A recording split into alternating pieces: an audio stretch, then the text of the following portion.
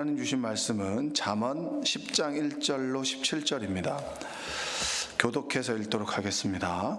솔로몬의 잠언이라. 지혜로운 아들은 아비를 기쁘게 하거니와 미련한 아들은 어미의 근심이니라. 의의 재물은 유익하여도 공의는 죽음에서 건지느니라. 여호와께서 의인의 영혼은 줄이지 않게 하시나 악인의 소욕은 물리치시느니라. 손을 게으르게 놀리는 자는 가난하게 되고 손이 부지런한 자는 거하게 되느니라. 여름에 거두는 자는 지혜로운 아들이나 추수 때에 자는 자는 부끄러움을 끼치는 아들이니라. 의인의 머리에는 복이 임하나 악인의 입은 독을 머무르느니라. 의인을 기념할 때에는 칭찬하거니와 악인의 이름은 썩게 되느니라. 마음이 지혜로운 자는 계명을 받거니와 입이 미련한 자는 멸망하리라.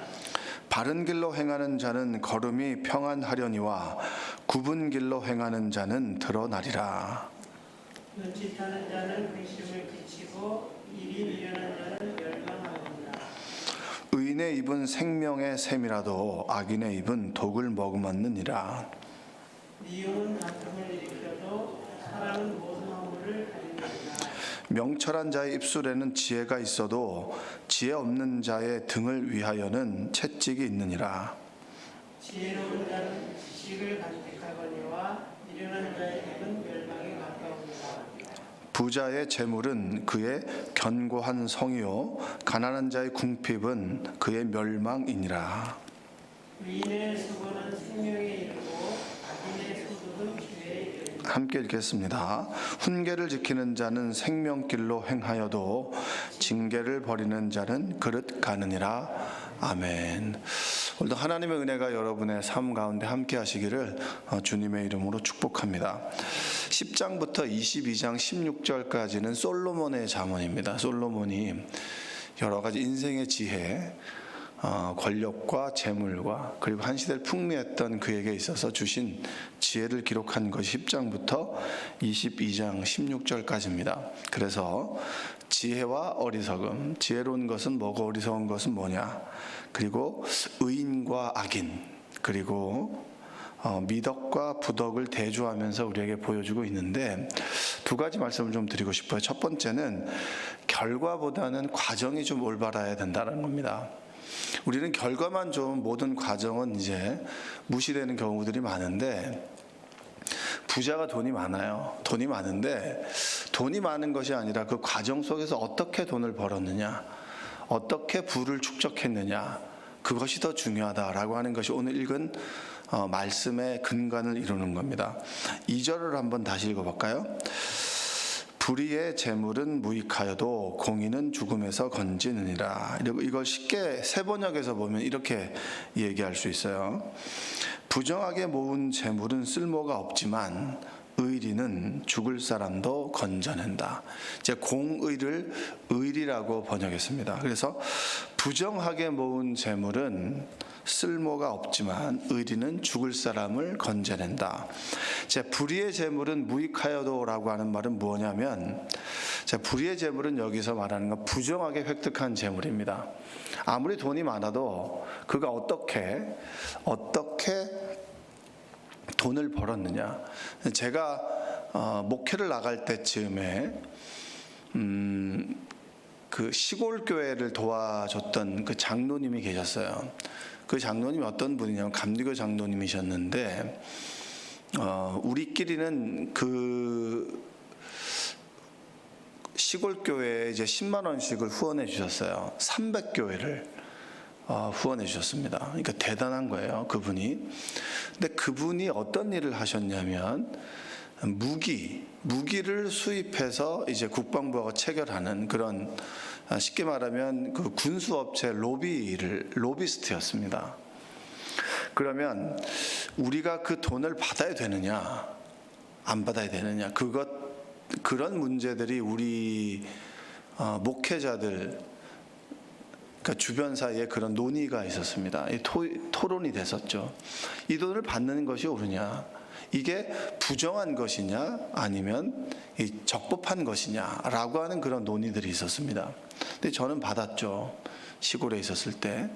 그리고 그분께서 또 선교회를 만드셔서 시골교회 목회자들 불러서 세미나를 해주고, 그리고 좋은 그런 어떤 그 쉼의 시간들을 좀 마련해 주셨어요. 근데 저는 받았어요. 왜냐하면 그분은 적법하게 예를 들면 비행기를 수입해서 뭐 보잉기를 갖다가 뭐 전투기를 국방부에 납품하는 그런 중간 역할을 했었는데, 전 그것이 그렇게 그르지 않다고 생각했거든요.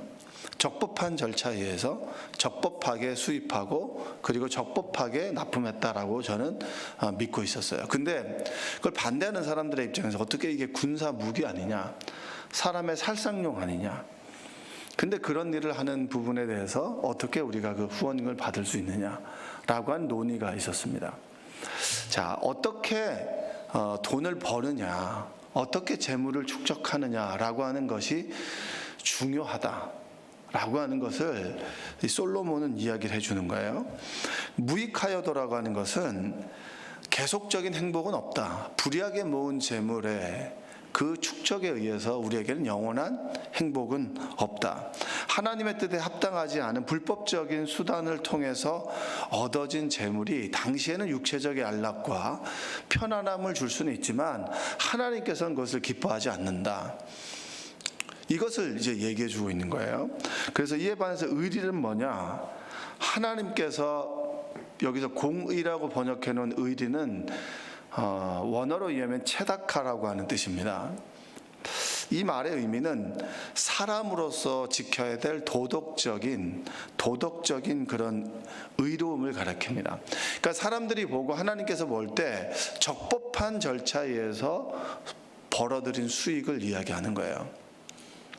그 수익은 남을 구제하여도 사람을 살릴 만큼의 영향력이 있다라고 하는 거예요. 하나님께서 기뻐하신다는 거죠. 여러분, 결과가 중요하다고 생각하시죠? 어떻게든지 간에 개같이 벌어서 정승같이 쓰면 된다. 그것은 성경적이진 않아요. 올바르게 벌어서 올바르게 써야 됩니다. 올바르게 벌어서 하나님이 기뻐하시는 것에 써야 되는 것이죠. 그게 하나님께서 원하시는 거예요. 그래서 10장 1절에 이런 의미에서 보면 한번 읽어볼까요? 10장 1절을 읽어보겠습니다. 솔로몬의 잠언이라 지혜로운 아들은 아비를 기쁘게 하거니와 미련한 아들은 어미의 근심이니라.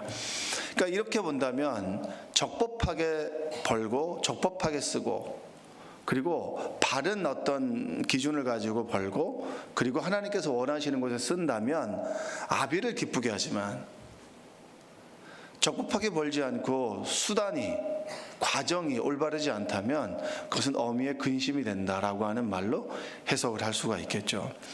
그래서 바른 길을 걷는 사람은 의인이죠. 바른 길을 걷는 사람이 의인인데, 이 바른 길을 걷는다라고 하는 의인은 하나님과 바른 관계를 맺는 거예요.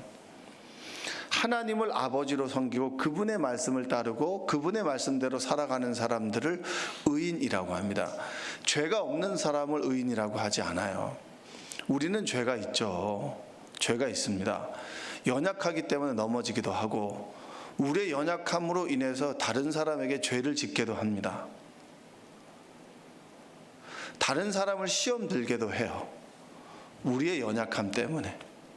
그리스도인이 바르게 살지 못하면 제대로 믿는 사람들에게는 시험거리가 됩니다. 하나님과 바른 관계 속에서 그분의 말씀을 따르고 그분의 말씀을 좇아 살아가는 사람들을 의인이라고 합니다. 그러니까 십자가의 보혈로 구원함을 얻은 우리, 죄속함을 얻은 우리, 하나님과 바른 관계 속에서 하나님을 아버지로 섬기고 그분의 아들로 아버지의 말씀을 듣고 살아가는 사람들을 의인이라고 합니다. 그 의인에게는 생명이 있다라고 얘기를 하죠. 그래서 16절에 보면, 새 번역으로 보면 이렇습니다. 원래 번역으로 보면 16절 한번 읽어볼까요? 의인의 수고는 생명에 이르고 악인의 소득은 죄에 이르느니라. 하나님과 바른 관계를 맺은 사람의 애쓰고 수고로움은 우리에게 영생을 얻게 하지만, 죄인의 소득은 악인의 소득은 죄에 이른다는 거예요. 죄를 지어서 얻은 소득은 그에게는 멸망밖에 없다 이겁니다. 세 번역으로 보면 의인의 수고는 생명에 이른다 이겁니다. 수고는 하나님께서 원하시는 합당한 방법에 의해서 얻는 것. 그리스도인들이 가장 이제 힘든 것, 청년들이 가장 힘든 건 뭐냐면 관행이라고 하는 그런 구조적인 죄. 이 정도는 관행에 괜찮아, 눈 감아줘도 돼 라고 하는 거하고 우리가 배운 하나님의 말씀이 충돌될 때입니다.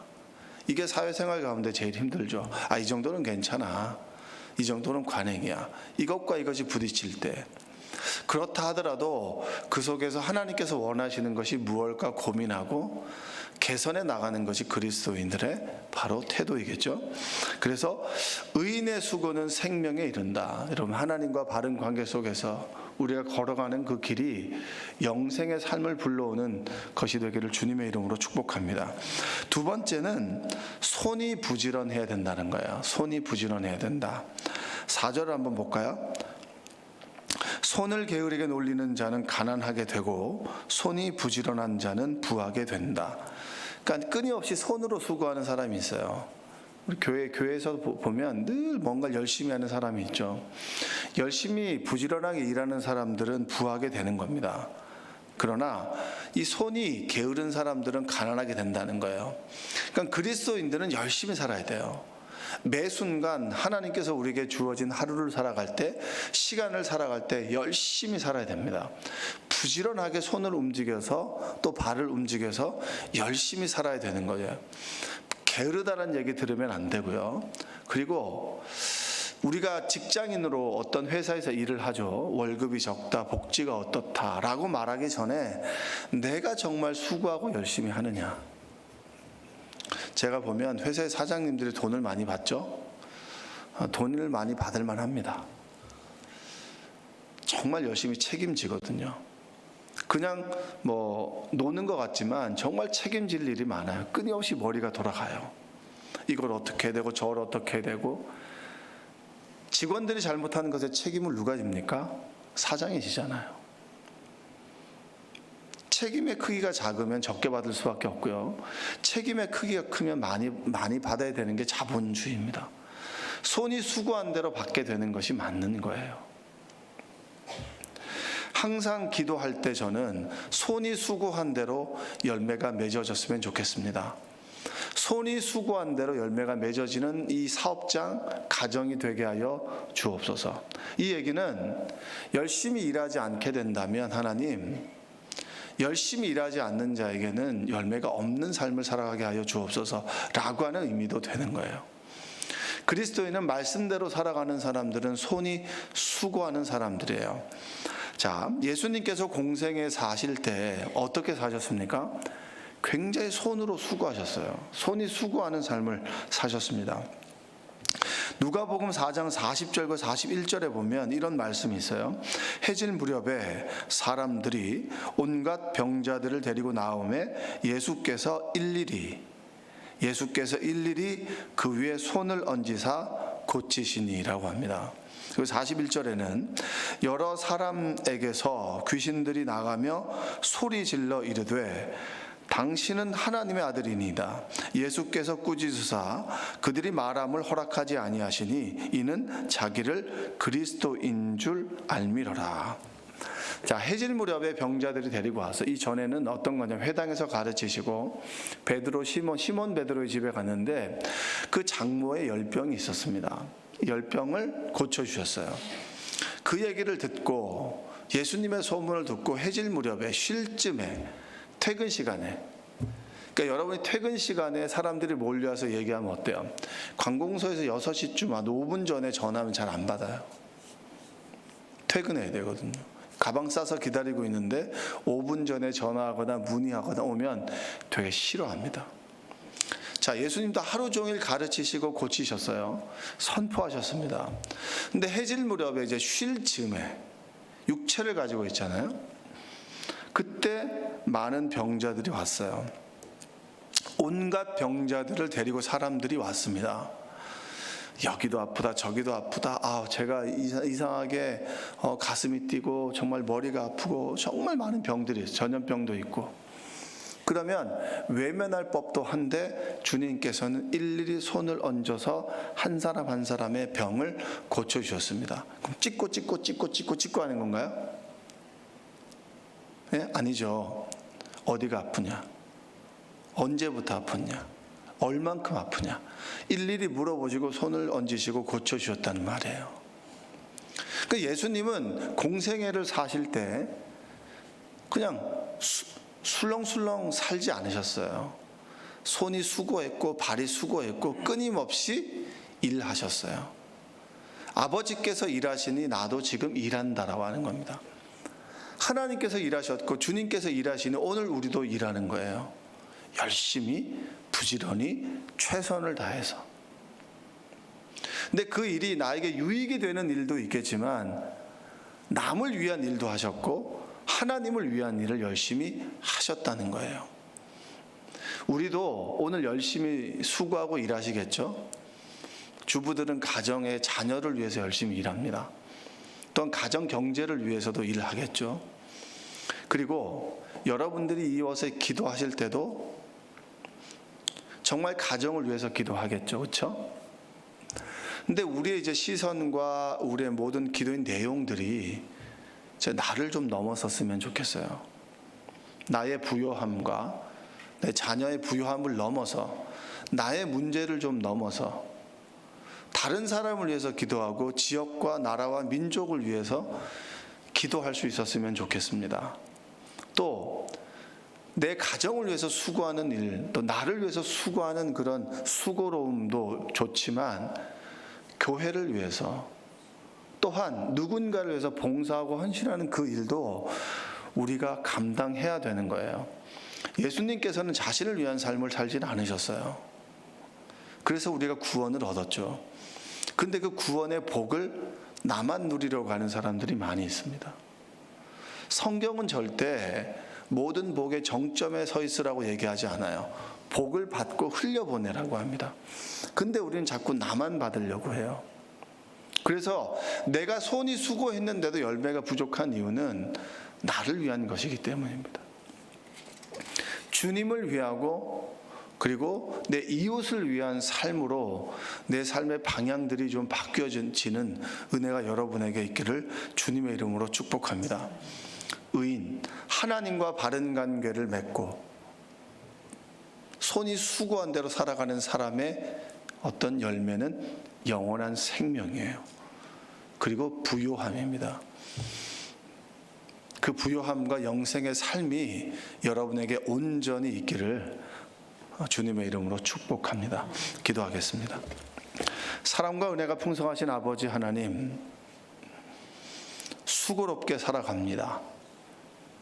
그리고 열심히 일합니다. 그러나 그 방향이, 관계가 하나님을 떠난 관계 속에서 나를 위한 열심보다 나를 넘어서서 하나님을 위하여, 교회를 위하여, 지역과 나라와 민족을 위하여 기도하고 일하는 사람 되게 하여 주시옵소서. 들의 백합화를 기르시고 그리고 하나님께 창조하신 피조물들을 먹이시고 입히시는 하나님, 나를 위한 먹고 입음을 넘어서 내 이웃과 나라와 민족과 교회를 위해서 손이 수고하며 헌신하는 우리가 되도록 도와주옵소서. 수고한 만큼 열매가 맺어지는 삶이 되도록 하여 주시고 우리의 곤고함과 어려움들을 지금 들어 응답하시는 하나님, 오늘도 이 새벽에 기도할 때 하나님께서 우리의 기도를 들어주시고 응답하여 주시고 살아계시는 하나님이 나와 함께 계심을 느끼게 하여 주시옵소서. 의인의 수고는 생명임을 믿습니다. 영생의 삶을 살아가고 영생을 소망하는 삶을 살아가도록 주님 인도하여 주옵소서. 예수님의 이름으로 기도합니다. 아멘.